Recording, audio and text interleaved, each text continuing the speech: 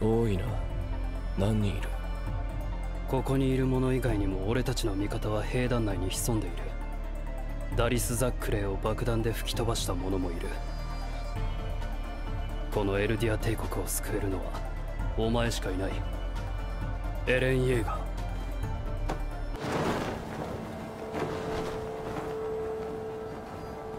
ジークの居場所を特定する。How are you today, man? Fine, thank you. Aujourd'hui, on se retrouve pour l'épisode 23 de la saison 4. Final season de Shingeki no Kyojin. Oui, je sais que cette review elle sort hyper tardivement, mais voilà, c'est à cause des cours. Je suis débordé. Franchement, je suis débordé à cause des cours. Là, demain, à partir de demain, je serai en vacances. Plus hier, c'était mon anniversaire, donc c'était mes 23 ans. Et à moi. Bon, bref, cet épisode 23. Franchement.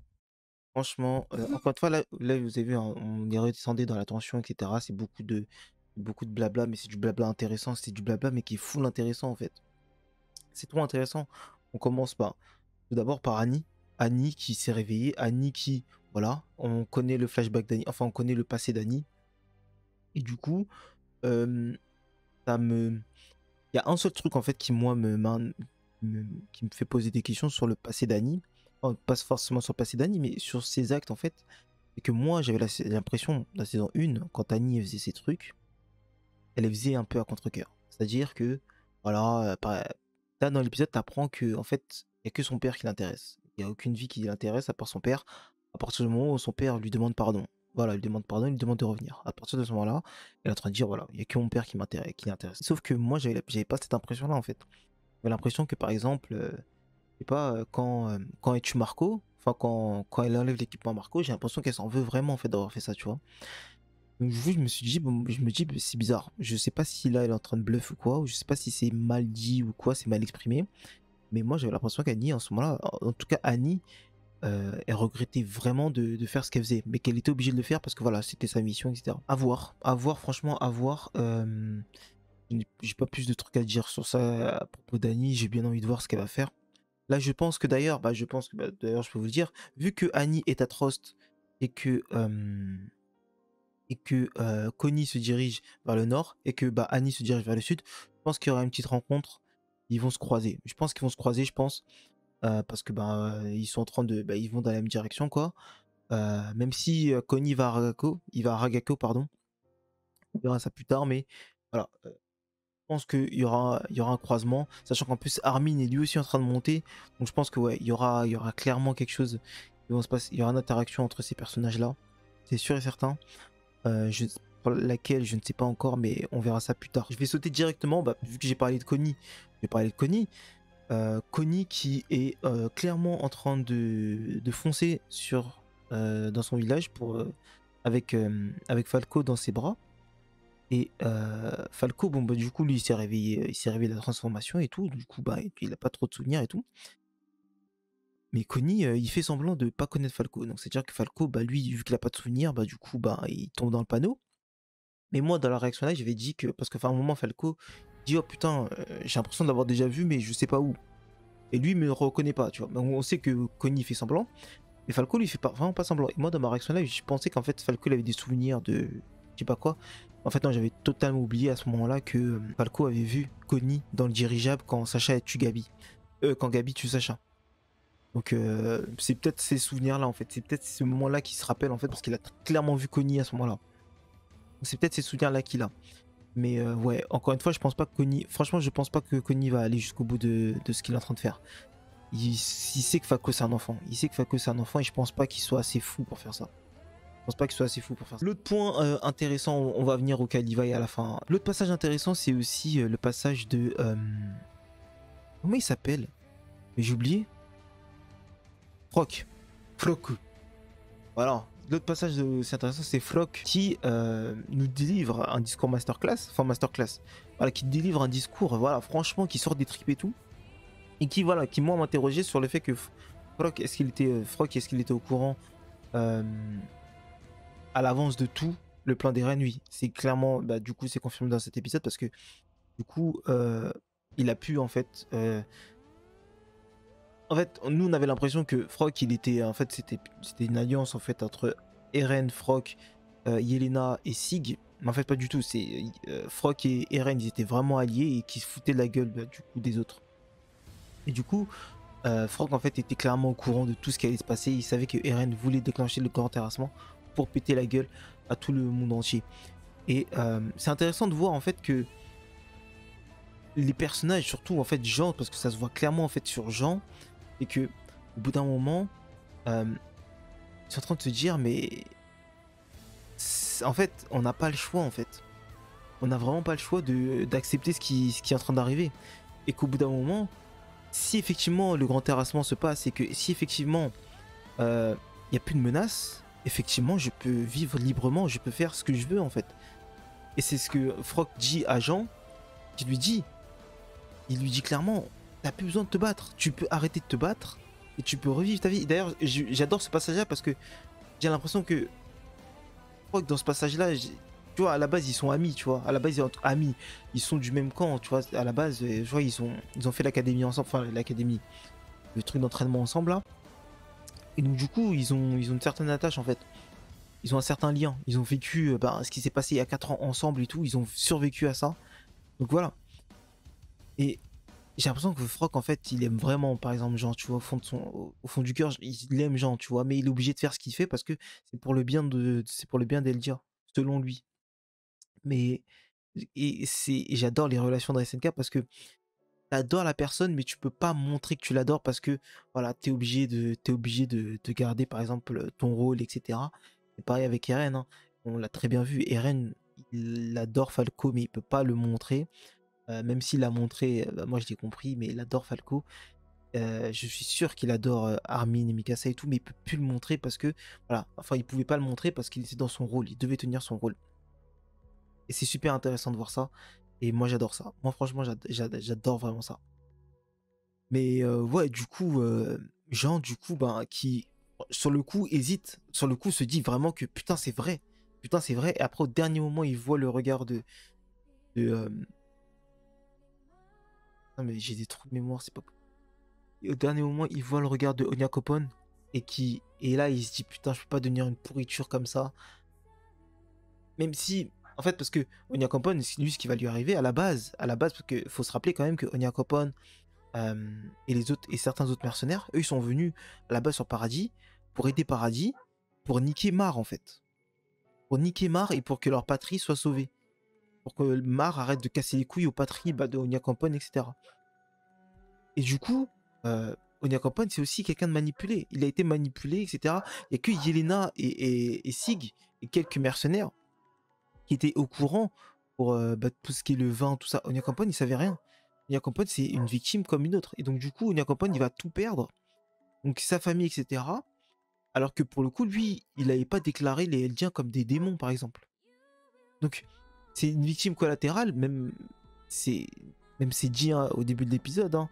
Le peuple, voilà, le peuple au départ, il y a un mec du peuple qui dit putain Eren il a buté des gens, mais après t'as des autres, enfin il y a les pro-Jaeger qui arrivent et qui disent non, ce sont des victimes collatérales parce que c'est nécessaire si on veut un jour être libre, c'est nécessaire si on veut notre liberté, si on veut survivre dans ce monde, leur sacrifice est nécessaire.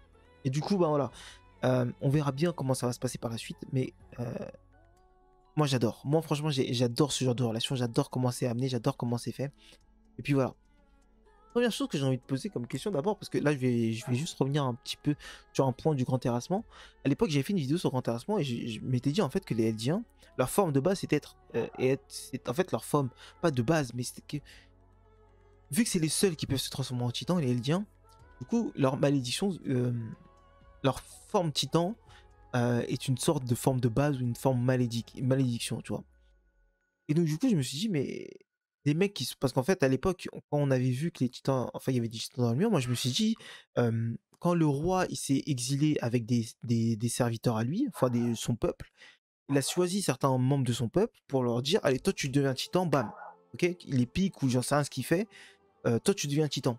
Sauf que moi ma question c'est est-ce que les titans du grand terrassement sont dépourvus d'humains à l'intérieur, c'est-à-dire en fait pas d'humains à l'intérieur, mais est-ce que à la base c'est des humains ou c'est vraiment ils ont vraiment été modelés titans sans avoir besoin d'être humains juste avant.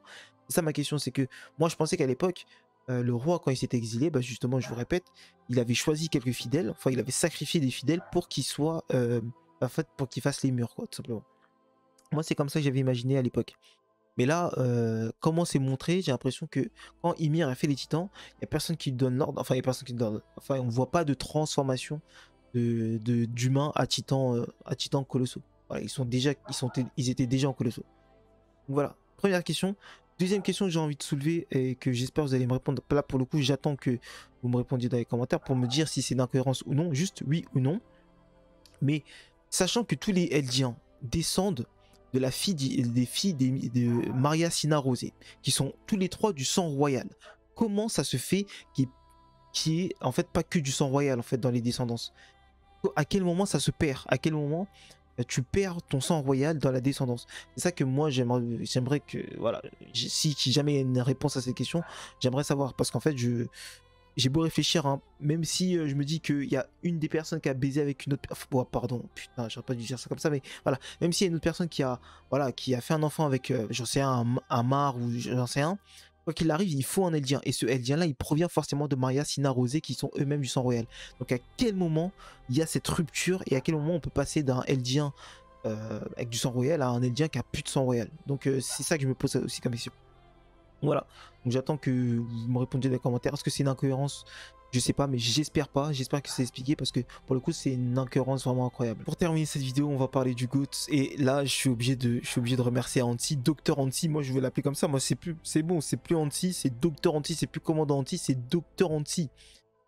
Docteur Anti.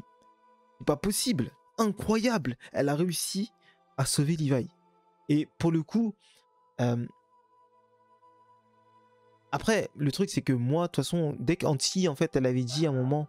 en fait, la réaction qu'elle a eue, Anti, et de toute façon, le fait qu'elle sauve Levi, quand à l'époque, elle le voit à terre et tout, ça me disait qu'en fait, il était encore en vie. Le fait qu'elle laisse pas Frog sentir son pouls, c'est qu'il était encore en vie, mais qu'il était juste clairement en sale état. Et donc, la seule possibilité, c'est que Levi meurt avec Anti dans les bras, c'est-à-dire il se réveille juste après, que voilà, il meurt avec Anti dans les bras. Ou la deuxième possibilité, bah, c'était ce qu'on a vu là à l'heure actuelle dans cet épisode. C'est-à-dire que Anti soigne Levi. Anti, elle a passé un bac plus 10, donc elle est médecin, etc. Elle a soigné Levi. Et là, Levi, pour l'instant, est en train de se reposer. Est-ce que Levi va se réveiller? C'est sûr, je pense.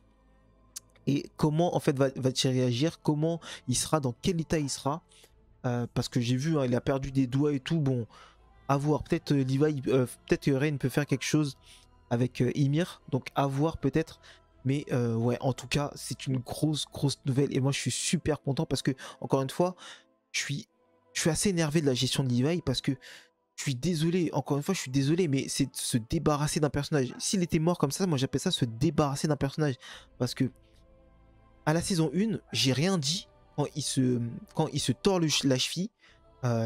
Pendant son combat contre Annie, là, il se tord la cheville gratuitement, même si on comprend que il y a une raison, c'était pour sauver Mikasa, etc. Du coup, il se tord la cheville, mais c'est pour justifier que Levi n'intervienne pas, parce qu'on sait que Levi est plus fort qu'Annie. T'envoies juste Levi, tu bousilles Annie, et il se passe pas tout ce qui se passe après dans la ville, en fait. C'est ça le truc. Donc, c'est pour ça que Levi se blesse à ce moment-là, et du coup, ça met Levi de côté.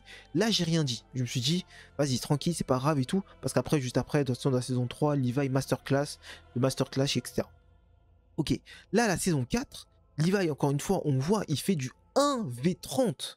Il a fait du 1v30 contre des titans. Vous vous rendez compte, Levi, par exemple, par exemple, Levi, tu le laissais à Shiganshina contre des titans, il te le faisait 1v30. Après, oui, il y avait des conditions, il était dans la forêt, etc. Mais bref, on s'en fout. Il a fait du 1v30 et juste après, il est parti Nkessig. Vous avez vu le personnage, comment il est super fort. Je sais que c'est compliqué à gérer des personnages comme ça aussi forts.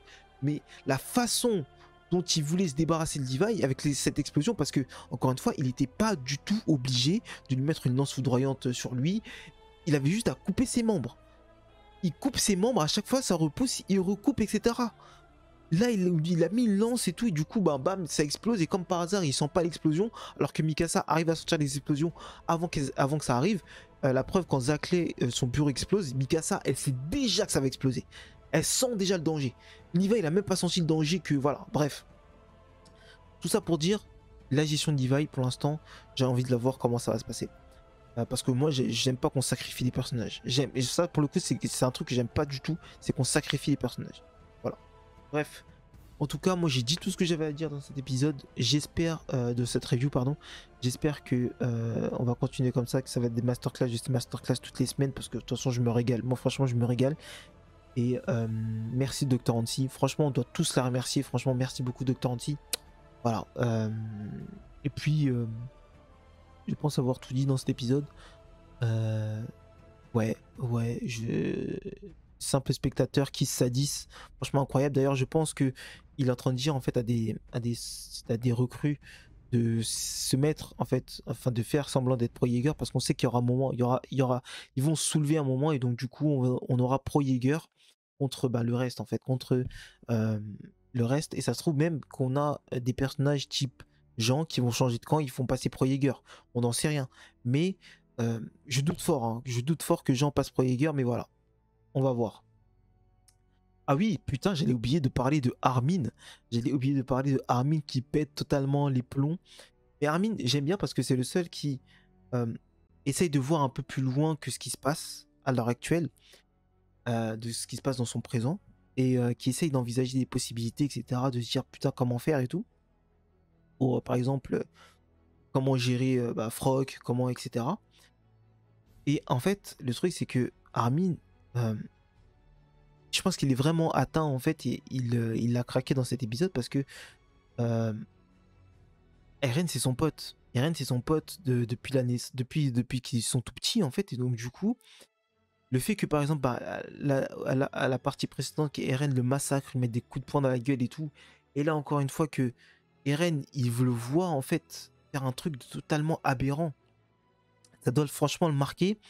Et du coup, il craque, et carrément, il se demande en fait pourquoi c'est lui qui a été sauvé. Et moi, je le redis encore une fois, c'est Erwin qui aurait dû être sauvé. Parce que Erwin, voilà, encore une fois, lui, je ne l'ai pas considéré comme un sacrifice, parce que, voilà, même s'il y va, il le dit pas en fait clairement pourquoi s'il le dit, il dit une raison pourquoi il sauve Armin. Mais au moins, c'était très bien amené, c'était super bien amené. Du coup, j'ai pas senti qu'on sacrifie un personnage, qu'on se débarrasse d'un personnage trop fort, parce qu'encore une fois, Erwin c'est vraiment un personnage qu'on s'en rend pas compte, mais qui est vraiment très très fort. Et donc du coup voilà. Mais Armin, franchement, j'ai bien envie de voir la suite, parce que encore une fois, on sent que le mec il est vraiment atteint. Mikasa, franchement, il me fait super de la peine. Franchement, Mikasa, j'ai juste envie de faire un câlin tellement il me fait vraiment de la peine. Mikasa, c'est abusé. Bref, nous on se retrouve pour le prochain épisode les boys. Like, abonne-toi, partage si c'est toujours pas fait. Rejoins-moi sur Twitch, le lien est dans la description. Rejoins le serveur Discord. Je suis en live tous les soirs sur Twitch, sur GTRP. Voilà, c'est tout pour moi. Je vous laisse là-dessus les boys. Allez, ciao, bye bye Mina.